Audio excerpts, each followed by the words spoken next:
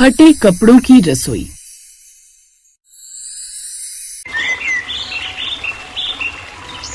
घर में मिश्रा परिवार की छोटी बहू चंचल यहाँ से वहाँ एक दूसरे के कमरे में घूम रही थी। सबसे पहले वो अपनी सास विमला के कमरे में जाती है, जहाँ वो ढेर सारे पुराने कपड़े निकाल कर बैठी हुई थी। माँ जी, ये सब क्या है? पूरे कमरे में कपड़े कपड़े फैले हुए हैं। बहू, ये सब मेरे पुराने कपड़े हैं। कब से सोच रही थी निकालने की, लेकिन वक्त ही नहीं मिलता। पहले तेरी और मोहित की शादी की तैयारियों में इतनी बिजी रही, अब जाकर फुर्सत मिली है। लेकिन इतने सारे पुराने कपड़ों का आप करेंगी क्या? अरे मैं तो इन्हें दरी वाले को दे दूंगी। वो आता है ना महीने में 2 बार, अपने मोहल्ले में पुराने कपड़े के बदले दरी चादर दे जाता है। सोच रही हूँ उसी को दे दूं। अच्छा माँ जी, वैसे ये वाली साड़ी आपकी कितनी सुंदर थी, इसको क्या हुआ? अरे एक बार प्रेस करते हुए मुझसे जल गई थी और फिर पूरी साड़ी बेकार हो गई। ओह, वैसे एक बात तो है, आप जब ये साड़ी पहनकर निकलती होंगी तो पापा जी तो अपने होश ही खो बैठते होंगे। चुप बदमाश कहेंगी। चंचल को मिश्रा परिवार में आए हुए अभी 3 महीने हुए थे, लेकिन इन 3 महीनों में ही वो अपने ससुराल वालों से काफी घुल मिल गई थी। अपने नाम की तरह चंचल बिल्कुल चंचल थी, इसलिए घर में उसने जल्द ही सबके दिलों में जगह बना ली थी। अपनी सास के कमरे से निकलने के बाद वो अपनी ननद के कमरे में जाती है। ये वाले सूट का तो रंग ही फेंट हो गया, एकदम बेकार हो गया अब तो, और ये तो पूरा उधड़ गया, इसे भी निकालो। अरे ये क्या हो रहा है ननद जी, इन कपड़ों पर इतना गुस्सा? चंचल भाभी आइए आइए, ये सब तो पुराने खराब फटे हुए कपड़े निकाल रही हो। शिरडी जाना है ना, तो अलमारी से रखने के लिए कपड़े निकाल रही थी, तो ये पुराने कपड़े भी हाथ लग गए। सोचा इन्हें भी साथ साथ निकालती चलूं, नहीं तो अलमारी में जगह ही नहीं रहती। हाँ, ये तो बिल्कुल सही कहा आपने। आपको पता है नैना दीदी, मेरी अलमारी तो कपड़ों से पूरी भर गई है, और तो और आपके भैया की आधी अलमारी पर भी मेरा ही कब्जा है। शादी के बाद वो बेचारे तो आधी सी अलमारी में ही सिमट कर रह गए। ये बात सुनकर वो दोनों जोर जोर से हंसने लगती हैं। इसके बाद चंचल अपनी जेठानी स्वाति के कमरे में जाती है। कब से इन्हें बोल रही हूँ नए कपड़े दिलवा लाओ, लेकिन नहीं, इन्हें तो बीवी की पड़ी नहीं है।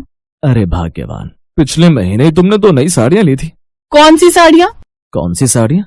अरे जब हम लेने तो मेरे लिए कच्चा गए थे, लेकिन तुम उस शोरूम में साड़ियों के सेक्शन में घुस गई और 2 नई साड़ियाँ ले डाली। आज भी याद है मुझे वो दिन, जब वो कच्चा मुझे पूरे 4000 का पड़ा था उन साड़ियों की वजह से। अरे तो उस बात को तो पूरा महीना भर बीत गया। बताओ, पिछले 1 महीने से एक भी कपड़ा तुमने मुझे दिलवाया? दरवाजे पर खड़ी चंचल उनकी सारी बातें सुन रही थी और वो हंसते हुए अंदर आकर कहती है, बिल्कुल ठीक कहा जेठानी जी। जेठ जी, आपको तो जेठानी जी को हर महीने शॉपिंग पर लेकर जाना चाहिए। वाह, ये अकेली क्या कम थी जो तुम और इसको शह दे रही हो। अरे अलमारी खोलकर देखो, पूरी इसी के कपड़ों से भरी पड़ी है।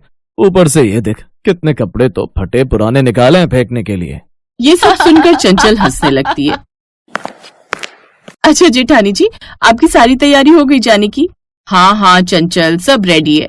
अगर तुम और मोहित भी साथ आते तो कितना अच्छा होता। मन तो हमारा भी बड़ा था जेठानी जी, लेकिन आप तो जानती है ना, पहले शादी के लिए छुट्टियां और फिर हनीमून के लिए। अब बार बार इन्हें ये छुट्टियां आसानी से नहीं मिलेंगी ना। अच्छा ठीक है, लेकिन अगली बार हम सब साथ में एक ट्रिप पर चलेंगे। हाँ पक्का। दरअसल सारा मिश्रा परिवार मोहित और चंचल की शादी के कुछ महीने बाद शिरडी जाने का प्लान बनाता है, लेकिन मोहित को छुट्टी नहीं मिलने के कारण वो दोनों घर पर ही रहते हैं। 2 दिन बाद सब तैयार होकर जाने लगते हैं। बहू, हमारे पीछे से अच्छे से घर का ध्यान रखना, कोई लापरवाही मत करना। हाँ हाँ, आप चिंता मत करिए, मैं हूँ ना, मैं सब संभालूंगी। आप सब बेफिक्र होकर जाइए। अच्छा 1 मिनट रुकिए, ये मुंह तो मीठा करते जाइए। ये क्या बहू, ये तो एकदम खट्टी है। ओह सॉरी, शायद मैं जल्दी में चीनी डालना तो भूल ही गई। लाई अभी डाल देती हूँ। अब रहने दे बहू। अच्छा अब हम चलते हैं, तू पीछे से घर का ध्यान रखना। अब वो सभी शिरडी के लिए चले जाते हैं और पीछे से नई बहू चंचल घर पर अकेली रह जाती है। शाम को मोहित घर लौटता है। डार्लिंग, आज तो हम घर पर दोनों ही हैं, चलो आज डिनर के लिए बाहर चलते हैं। अरे नहीं नहीं, माँ जी ने मुझ पर घर की जिम्मेदारी सौंपी है। अगर हम डिनर के लिए बाहर चले गए और घर में चोरी हो गई तो? चंचल तुम भी ना। अच्छा ठीक है, हम दोनों बाहर से खाना मंगवा लेते हैं। हाँ ये ठीक रहेगा। अब वो दोनों घर पर ही खाना ऑर्डर करते हैं, जिसके बाद कैंडल लाइट डिनर करते हैं। लग रहा है ना एकदम रोमांटिक। सच में यार, तुमने तो कमाल कर दिया। लेकिन तभी वो कैंडल टेबल पर रखे कपड़े पर गिर जाती है और उसमें आग लग जाती है, जिसे देख चंचल बुरी तरह घबरा जाती है। मम्मी, आग लग गई, आग, बचाओ बचाओ। अरे चंचल शांत हो जाओ, इतना क्यों चिल्ला रही हो? ये इतनी बड़ी आग नहीं है, मैं अभी इस पर पानी डाल देता हूँ। मोहित उस पर पानी डालकर उसे बुझा देता है, लेकिन अब चंचल को उसी सब की चिंता सताती रहती है। अगले दिन, हाँ माँ जी का टेबल कवर जल गया, अब तो मुझे बहुत बातें सुनाएंगी। मोहित तो ऑफिस चला गया, लेकिन चंचल के मन में यही उधेड़-बुन चल रही थी, क्योंकि वो कामकाज में अपनी जेठानी के मुकाबले थोड़ी ढीली थी। तभी चंचल की नजर सफाई करते हुए कपड़ों की उन पोटली पर जाती है जो उसके ससुराल वालों ने निकाल कर रखे थे। अरे चंचल, तेरे दिमाग में ये आइडिया पहले क्यों नहीं आया? चंचल ने सारे फटे पुराने कपड़े निकाले, साथ ही सिलाई मशीन निकाली और उन्हें सिलने बैठ गई। सबसे पहले उसने अपनी सास की तरह तरह की रंग बिरंगी साड़ियां निकाली, जिससे उसने बड़ा ही अच्छा टेबल कवर बना डाला। साथ ही उसमें चारों ओर लेस लगाकर उसे डिजाइनर बना दिया, जो कि दिखने में बेहद खूबसूरत और क्लासी लुक दे रहा था। दरअसल चंचल भले ही और कामों में पीछे थी, लेकिन सिलाई कढ़ाई का हुनर उसमें बहुत ही अच्छा था। वो किसी भी तरह के फटे पुराने कपड़ों से बेहद ही अच्छी चीजें बनाकर तैयार कर देती थी। ऐसे एक एक कर उसने fridge cover, washing machine cover, सुंदर सुंदर डोरमेट बना दिए। मोहित के ऑफिस जाने के बाद वो यही काम करती। वो हर रोज कुछ न कुछ सिलने बैठ जाती और नई नई चीजें तैयार कर लेती। और कुछ दिन बाद जब उसके ससुराल वाले वापस घर लौटते हैं तो अपने घर को खुद ही पहचान नहीं पाते। अरे बाप रे, ये नए पर्दे, नए कवर, नए मैट, डिजाइन तो देखो कितना सुंदर है। हाँ, लेकिन ये अपना ही घर है ना, हम कहीं दूसरे घर में तो नहीं आ गए। वैसे ना जाने क्यों ये कपड़े कुछ जाने पहचाने लग रहे हैं। मुझे तो जोरों की प्यास लगी है। तभी चंचल सूखे हुए कपड़े लेकर छत से नीचे आती है और सबके पांव छूती है। जीती रहे बहू, हमें तो लगा था हम गलत घर में आ गए। ये सब कुछ नया। नहीं नहीं माँ जी, ये तो मैंने बनाया अपने हाथों से, जो आप सबके फटे पुराने कपड़े थे उनसे। वाह बहू, तूने तो कमाल ही कर दिया। तभी प्रिया रसोई से बाहर आती है। माँ, घर बाद में देखना, तुम पहले फटे हाल कपड़ों की रसोई तो चलकर देखो। वो रसोई में जाते हैं, जहाँ का नजारा देख वो सब हैरान रह जाते हैं। पूरी रसोई में हर चीज के लिए कुछ न कुछ कपड़ों से बनाया हुआ था। जैसे टीन के डब्बे पर कपड़े चढ़ाए हुए थे, दाल के स्टोरेज डब्बे पर भी कपड़ों का कवर चढ़ाए हुए थे, यहाँ तक कि आटे चावल के कंटेनर से लेकर रसोई में रखे गैस सिलेंडर और यहाँ तक कि गैस पर भी कपड़े का कवर चढ़ाया हुआ था। ये देख विमला हैरान रह गई। बहू, तूने गैस को भी कपड़े पहना दिए। अरे बावली, गैस का कवर कौन बनाता है? ये बता, तूने गैस तो ऑन नहीं की ना अभी तक? नहीं माँ जी, ये तो मैंने आज ही चढ़ाया है। मुझे लगा था कि आप लोग आओगे तो देखकर खुश हो जाओगे। अरे बावली, अगर तू गैस ऑन करती और उस कपड़े में आग लग जाती और सब कुछ जलकर खाक हो जाता, कम से कम एक बार ये तो सोचा होता। ये सुनकर चंचल की आंखें नम हो जाती हैं। आप ठीक कहती हो माँ जी, मैं हुई बुद्धू जो इतने दिनों से ये सब मेहनत कर रही थी, ये सोचकर कि आप लोगों को पसंद आएगी, लेकिन मैं ये नहीं जानती थी कि मेरी बेवकूफी के कारण आग भी लग सकती थी। चंचल को देख उसकी सास उसके पास जाती है और कहती है, मैं नहीं जानती थी कि मेरी छोटी बहू इतनी गुणी और समझदार है। कितने अच्छे से मेरे घर को संभाला और कितना सुंदर इसे तैयार कर दिया। बहू, तुझ में बहुत अच्छा हुनर है, लेकिन इसके साथ थोड़ी समझदारी का भी ध्यान रखना चाहिए ताकि कोई अनहोनी ना हो सके। अब चंचल को अपनी सास की बात समझ आ जाती है। घर में सभी उसके इस हुनर की खूब तारीफ करते हैं। भले ही फटे हाल पुराने कपड़े हो सकते हैं बेकार, पर सच्चे हुनर और सोच से वो बन सकते हैं मिसाल।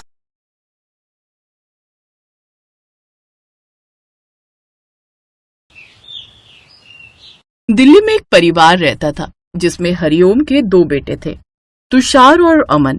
दोनों शादी लायक थे। उनकी शादी के लिए काफी टाइम से लड़की की तलाश कर रहे थे, पर हर कोई उनका छोटा घर देखकर मना कर जाता, जिससे वो सब लोग बहुत परेशान रहते थे। ऐसे ही 1 साल निकल गया। फिर एक दिन, पिताजी, आप गांव की सारी जमीन बेच दीजिए, वो हमारी किसी काम की नहीं है। क्यों ना हम वहां की जमीन बेचकर यहाँ पर एक बड़ा सा घर खरीद लें। हरिओम जी गांव जाते हैं। अपनी पत्नी की और बच्चों की जिद के कारण वो अपने गांव की जमीन बेचकर घर आते हैं। तभी घर पर उनके बचपन का दोस्त मनमोहन बैठा हुआ होता है। अरे मनमोहन जी, आप कब आए? बस अभी थोड़ी देर पहले ही आया हूँ। और बता, कहाँ गया था? क्या बताऊं यार, बेटों की शादी करनी है। सोच रहा हूँ दोनों बेटों की शादी एक साथ कर दूं।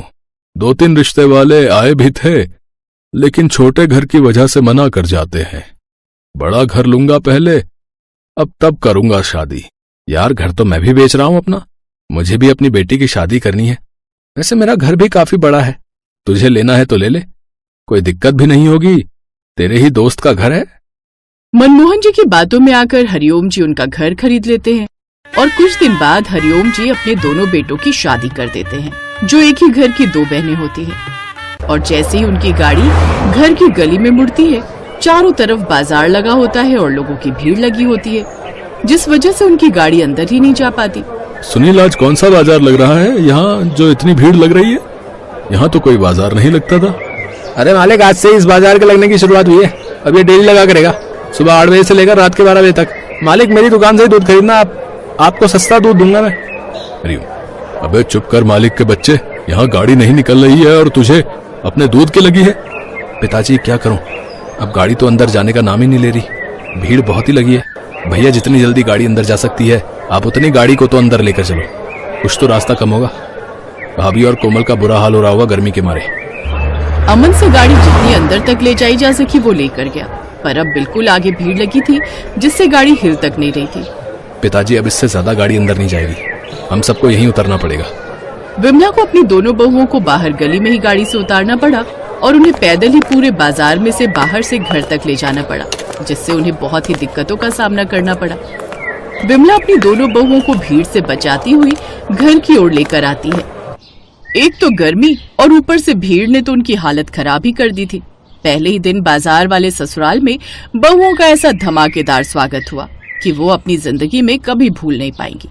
तभी बेचारी विमला, बहू तुम यहीं रुको, मैं पूजा की थाली लेकर आती हूँ। नहीं माँ जी, मेरी हिम्मत नहीं है और ज्यादा खड़े होने की। नहीं बहू, गृह प्रवेश होना जरूरी है, बस 2 मिनट दो, मैं पूजा की थाली लेकर आती हूँ।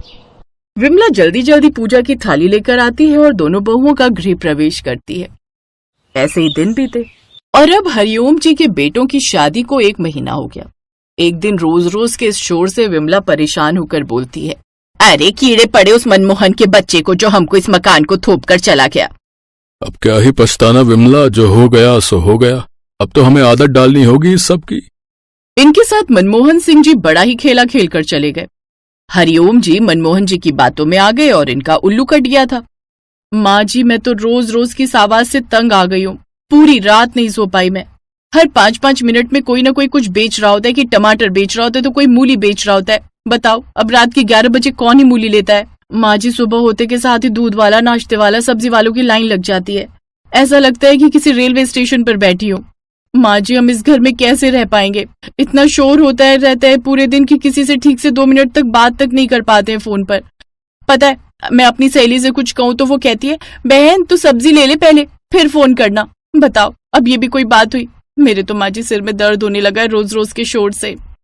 अब हाल तो मेरा भी यही है, लेकिन अब कर भी क्या सकते हैं। विमला के परिवार को यहाँ आए हुए अभी 1 साल ही हुआ था, लेकिन उनकी परेशानी रुकने का नाम ही नहीं ले रही थी। एक दिन दोपहर को सभी लोग सो रहे थे कि तभी कोई दरवाजे की बेल बजाता है। बहू देखो तो अब कौन है दरवाजे पर। आ रही हूँ, रुको जरा। कोमल जैसे ही दरवाजा खोलती है, उसको एक सब्जी वाला हाथ में पानी की खाली बोतल लेकर खड़ा दिखता है। अरे बहन जी, जरा सुनिए तो। हाँ बोलिए भैया, क्या काम है? जरा बहन जी, हमको 1 बोतल पानी दे देंगे क्या? मुझे अपनी सब्जी पे छिड़कना है। देखो तो कैसे मुरझा रही हैं सारी सब्जियां। एक बात बताओ भैया, तुम लोगों का सबका ठेका ले रखा है क्या हमने कि सब्जियां मुरझा जाएंगी? कोई इंसान अंदर कुछ कर रहा है या सो रहा है तो वो अपना सारा काम छोड़कर तुमको पानी देने आएगा? अरे बहन जी, आप तो बेकार में गुस्सा कर रही हो। पानी तो मांगा है, पूरे बाजार में एक आप ही का तो घर है जिससे थोड़ी बहुत मदद ले लेते हैं हम लोग। कोमल उसको पानी दे देती है और ऐसे ही धीरे धीरे विमला और उसके परिवार को बाजार में रहने की आदत पड़ जाती है। एक रोज रसोई की खिड़की के बाहर खड़ा ठेले वाला, अरे बाप रे, सब्जी बनानी है लेकिन टमाटर तो खत्म हो गए। भैया, ओ भैया, जरा 2 किलो टमाटर देना। टमाटर वाला खिड़की से ही उसे टमाटर पकड़ा देता है, जिससे अब उन्हें बाजार के बीच अपना घर ठीक भी लगने लगा। फिर एक दिन मनमोहन जी और उनकी पत्नी बाजार में शॉपिंग करने आई थी और हरिओम जी का मजाक उड़ाने लगे। आओ आओ बैठो प्रेमा बहन, और ठीक हो गई आपकी बेटी की शादी? हाँ जी, अच्छी हो गई। अच्छा, और आज कैसे आना हुआ? बस शॉपिंग करने आई थी बाजार में, सोचा तुमसे भी मिलती चलूं, बहुत दिन हो गए थे ना बिना मिले। विमला की दोनों बहुएं प्रेमा की क्लास लेनी चालू कर देती हैं। बिल्कुल मिलने आओ आंटी जी, आप ही का तो घर है ये, जिसको आप हमको ठसे में बेच कर चली गई थी। अब देखो ना, तुम खुद कहाँ जंगल में पहुंच गई और अब इतनी दूर से पैदल पैदल यहाँ आना पड़ता है शॉपिंग करने, और फिर साथ में हमारी 1 कप चाय का नुकसान करना भी तो जरूरी होता है आपको। वैसे आंटी जी, काफी तारीफें सुनी है पड़ोसियों से, कहते हैं कि बड़े ही नेक आदमी थे आप लोग, हर किसी की मदद करते थे, लेकिन आपकी बेटी की शादी थी ना, इसलिए घर बेचना पड़ गया, है ना? हाँ हाँ, बनो मत आंटी जी, अब आपका सारा भेद खुल गया है। हमें साथ वाले दुकान वाले भैया ने बता दिया है कि आपकी तो कोई बेटी है ही नहीं, आप तो बस इस बाजार वाले घर से परेशान हो चुके थे। दोनों बहुओं की बात सुनकर प्रेमा और मनमोहन समझ गए और दोनों वहां से भागने की तैयारी में हो गए। उनको पता चल गया था कि इनको सब पता चल गया है कि उन्होंने उनको घर बाजार की वजह से बेचा है। ये सुनकर प्रेमा बिना चाय पिए ही अपने घर को निकल ली। अरे आंटी जी, चाय तो पीते जाइए, जाते जाते भी नुकसान ही करके गई है हमारा। लेकिन धीरे धीरे अब उनको उस बाजार की आदत होने लगी। कुछ समय बाद जो चीज उनको परेशान कर रही थी, अब उनको उस चीज की आदत पड़ने लगी और वहां की आवाज और लोगों के साथ संबंध अच्छे होते चले गए। अरे बहन जी, आपका बहुत बहुत शुक्रिया, आपने मुझे अपने घर में टॉयलेट के लिए जाने दिया, नहीं तो जाने आज क्या होता, मेरे पित्त की थैली फट जाती। अरे कोई नहीं बहन जी, अब हमारा घर बाजार में और किसी को इमरजेंसी में टॉयलेट जाना हो तो उसके लिए इतना तो हम कर ही सकते हैं ना।